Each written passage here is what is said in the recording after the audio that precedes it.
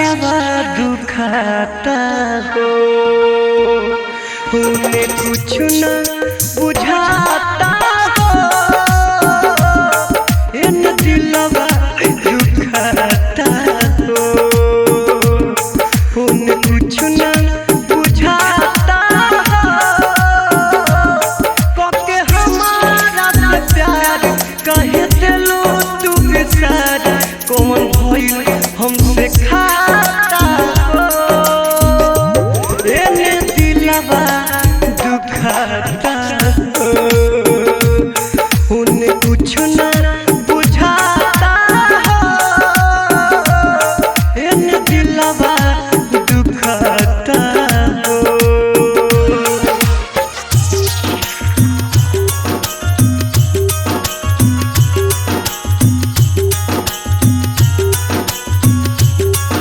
Singing by Pintu Pyara, DJ Pyara, Radhe Radhe.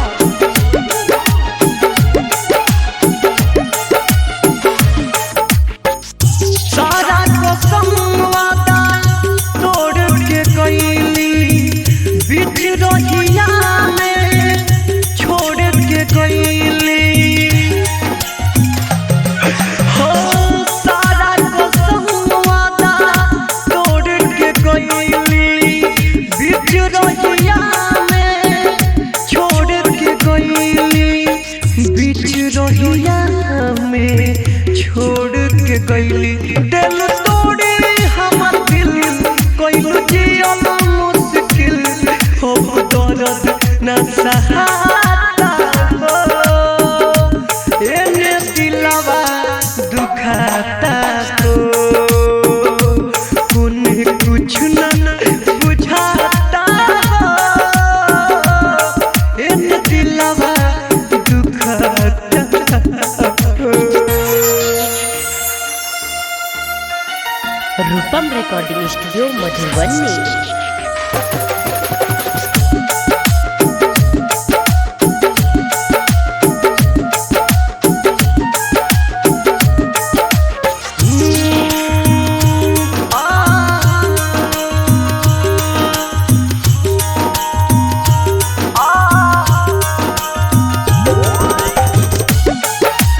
DJ Radhe Radhe.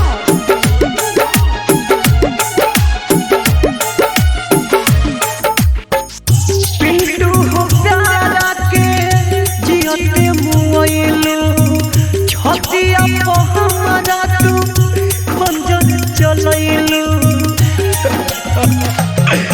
हाँ पिंटू हो प्यारा के जियते मुआइलू, छतिया पे हमरा तू खंजर चलैलू, कर जवाब हमरा तू खंजर चलैलू, हम बानी बदनसीब प्यार नइखे नसीब, कसूर कोई नहीं का विधाता हो, एने दिलवा दुखाता हो, उन्हें कुछ न बुझाता हो, एने दिलवा दुखाता हो।